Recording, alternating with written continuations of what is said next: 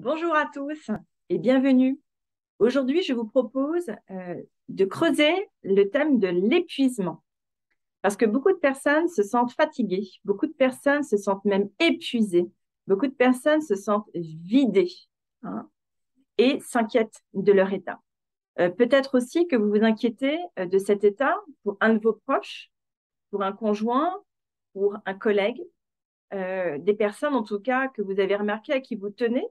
Donc, cette vidéo va vous intéresser pour comprendre ce phénomène. Alors, il y a différents types d'épuisement. Il y a l'épuisement mental, à force de trop turbiner. Il y a l'épuisement psychologique, émotionnel. Et il y a également l'épuisement physique. Généralement, tout marche ensemble. C'est-à-dire que quand on est épuisé mentalement, on est aussi épuisé physiquement. Et si on est épuisé physiquement, généralement, on a aussi un souffle au niveau de ses pensées et puis un regain d'émotions également plutôt négatives, de frustration, d'impatience, de sensation de ne pas y arriver, etc. Donc l'épuisement, on va dire que c'est un état dans lequel la personne ressent une sensation vraiment extrême d'effort. Il y a un phénomène de lutte intérieure, c'est-à-dire qu'on voudrait faire plus, on voudrait faire mieux, on voudrait aller plus vite et on n'y arrive pas. En tout cas, on a l'impression de ne pas y arriver.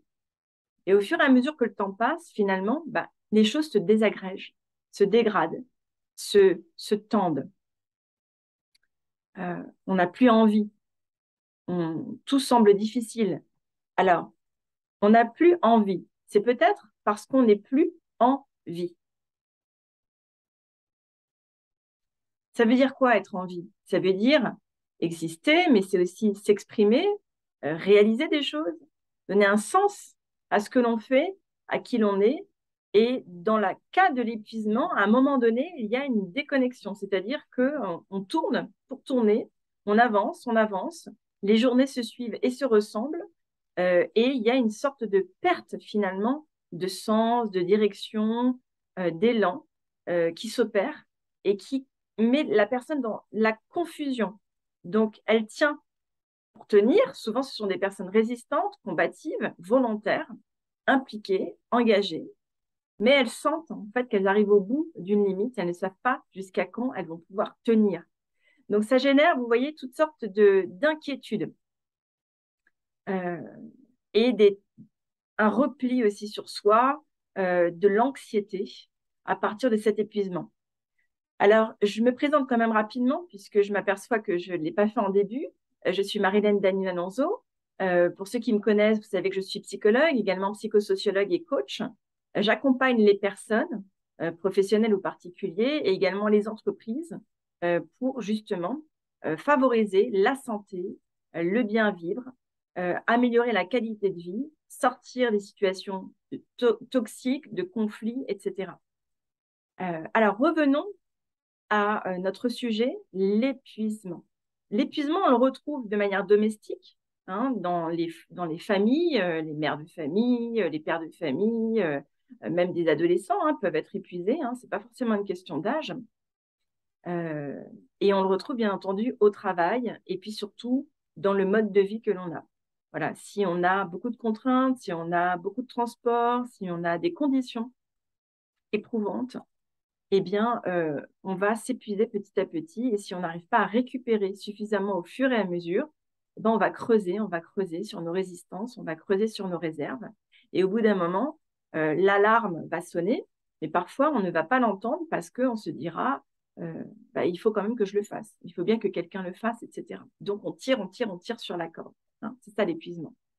Donc, à un moment donné, il y a quelque chose qui se passe au niveau psychologique qui commence à ne plus aller parce que quand on est fatigué, quand on est épuisé, quand euh, on est dans l'effort, déjà, il y a une réaction physique.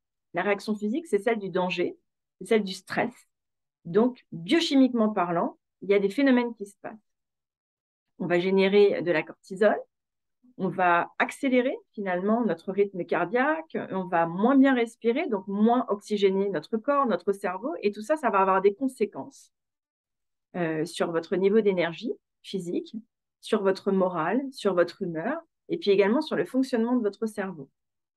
Donc, à terme, au bout d'un certain temps, il peut y avoir également des troubles au niveau cognitif, c'est-à-dire des pertes de mémoire, des oublis, des difficultés à vous concentrer, des erreurs qui se commettent. Et alors, il faut que vous fassiez plus d'efforts pour vous concentrer, il faut que vous vérifiez votre travail, il faut que vous preniez des notes pour ne pas oublier certaines choses, etc. Donc, finalement, c'est toute une organisation qui s'opère autour de cet épuisement pour vous maintenir finalement à flot dans toutes sortes d'activités, toutes sortes de contraintes euh, qui font votre quotidien. Il y a des conséquences également sur le sommeil. Euh, Quand on est tellement fatigué, parfois, on n'arrive plus à dormir. Ou alors, le sommeil est léger parce qu'on est sur le qui-vive, parce qu'on est un peu anxieux, parce qu'on a peur d'avoir oublié quelque chose d'important, d'avoir commis une erreur au travail, par exemple. Ça peut nous réveiller la nuit. On peut avoir des cauchemars.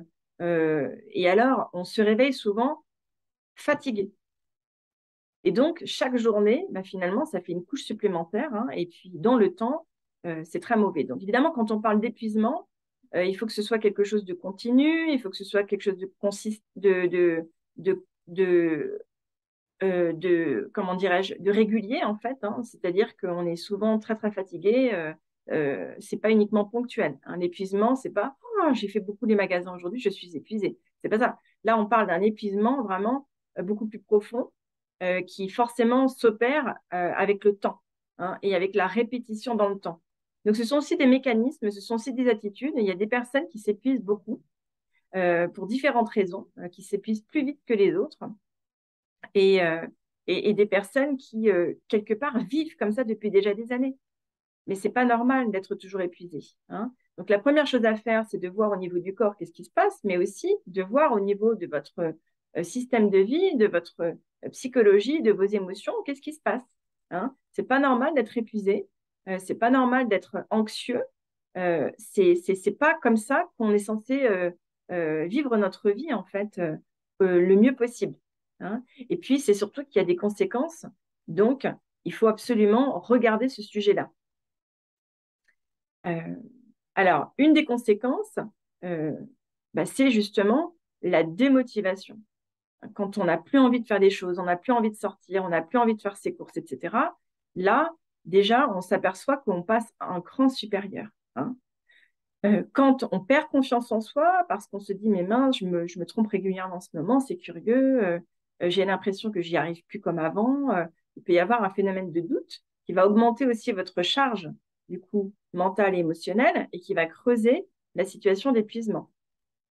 Euh, D'un point de vue nerveux, il y a également des phénomènes, puisque quand on est épuisé nerveusement, bah, du coup, on est moins patient, on est à cran, on est moins tolérant et les relations avec notre entourage peuvent se tendre. On peut être plus exigeant que d'habitude. On peut rentrer dans des colères. On peut être irritable, facilement agacé, être plus dans le jugement finalement de soi, des autres. Donc, vous voyez, il y a quelque chose qui fait que ça abîme la personne petit à petit. Hein. Une autre conséquence, ça va être ce qu'on appelle le burn-out. Le burn-out, c'est considéré comme un épuisement professionnel, mais c'est plus qu'un épuisement. Euh, je vais en parler dans une prochaine vidéo, juste après, que vous pourrez regarder. Euh, c'est un sujet de fond, le burn-out. Hein. Euh, on peut être épuisé pendant des années, se croire seulement épuisé et être en réalité en burn-out. Le burn-out, c'est plus qu'un épuisement professionnel, c'est plus qu'un épuisement domestique ou émotionnel.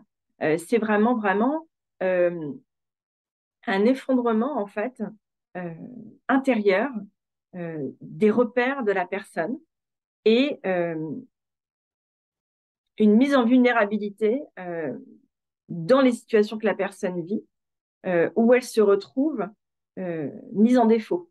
Hein. C'est-à-dire que elle a plus le même niveau de capacité, de réactivité, de vivacité, de performance.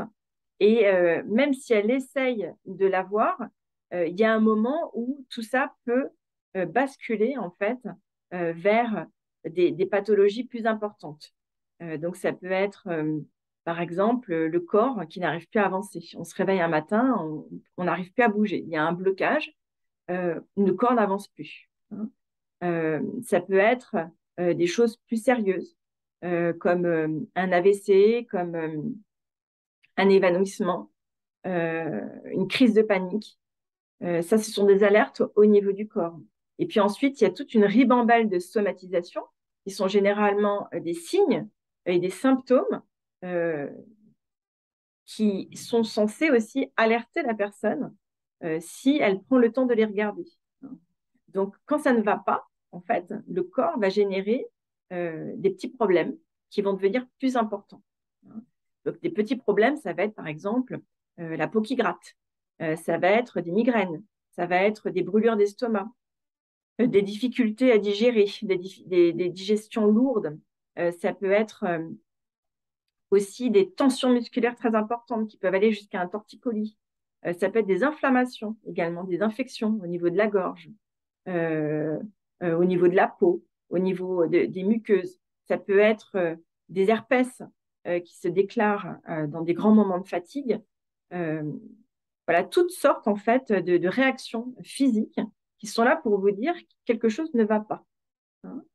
Donc généralement, quand on est épuisé, euh, eh bien, qu'est-ce qui se passe? On n'est pas totalement en accord avec la situation. Déjà, on se force à faire certaines choses. Donc forcément, à un moment donné, il y aura des conséquences. Euh, des fois, on n'arrive pas à dire non à certaines choses et on les fait quand même. Donc là, on rentre en conflit avec soi-même, avec sa propre volonté, de manière consciente ou inconsciente. Parfois, on est obligé de faire certaines choses. On est obligé d'aller au travail le matin, on est obligé de fréquenter certains collègues, on est obligé de faire certaines activités qui parfois ne collent pas avec notre vision des choses, avec nos valeurs. Et ça crée de la charge mentale et ça crée justement un surcroît de fatigue. Donc, si le matin, vous êtes déjà fatigué et que vous vivez une série de contrariétés, de contradictions, de tiraillements intérieurs, bien naturellement, vous allez avoir plus de mal à récupérer, vous allez avoir plus de mal également, tout simplement à retrouver la sérénité, à retrouver on va dire un équilibre intérieur bon qui vous permette un sommeil de qualité. Donc voilà ce que je voulais vous dire aujourd'hui pour vous sensibiliser, vous mobiliser par rapport à ce sujet qui n'est pas anodin. Quand on est épuisé, c'est plus que fatigué. Et en général, ça fait déjà un moment que ça dure. Hein. Donc, il faut absolument regarder ça de près et puis stopper en fait ce processus qui peut aller jusqu'à, donc j'ai parlé du burn-out tout à l'heure, ça peut aller jusqu'à des somatisations sévères, ça peut aller jusqu'à des déclarations de maladies auto-immunes quand on ne s'écoute pas assez, quand on va à l'encontre de ses besoins, à l'encontre de ses valeurs, à l'encontre de ce qu'on aurait aimé faire, eh bien, le corps, de toute façon, parle, crie, hurle et déclare des dérangements jusqu'à un moment des maladies. Hein.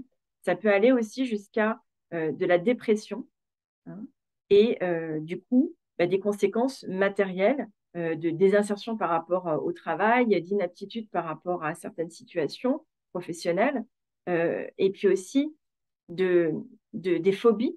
Hein. Ça peut être aussi des situations qu'on n'a plus du tout envie de vivre tellement elles ont été inconfortables, du coup c'est devenu traumatique. Donc c'est vraiment quelque chose qu'il faut regarder sérieusement. Il ne faut pas négliger, c'est pas anodin, euh, c'est pas grave. Après, il ne faut pas non plus dramatiser, mais il faut regarder la situation vraiment dans son ensemble au sérieux. Hein. Donc voilà, si vous avez besoin d'avoir ce regard extérieur professionnel, eh bien vous savez que vous pouvez me contacter, je téléconsulte via Doctolib. Donc peu importe si vous êtes en France, à Paris, dans l'Est, en Belgique, en Suisse, au Canada, je suis téléconsultable, accessible donc. Vous pouvez prendre rendez-vous avec moi. Si vous avez des questions, des réactions, postez-les en commentaire. Hein, ça sera intéressant de pouvoir vous laisser cet espace pour vous exprimer, pour dire où vous en êtes, ce que vous pensez de votre situation, de ce que je vous ai dit, ce qui vous interpelle. Et puis aussi, pensez à vous abonner à ma chaîne, à cliquer sur s'abonner et également sur la cloche pour pouvoir être informé des prochaines vidéos. Je vous dis à très bientôt.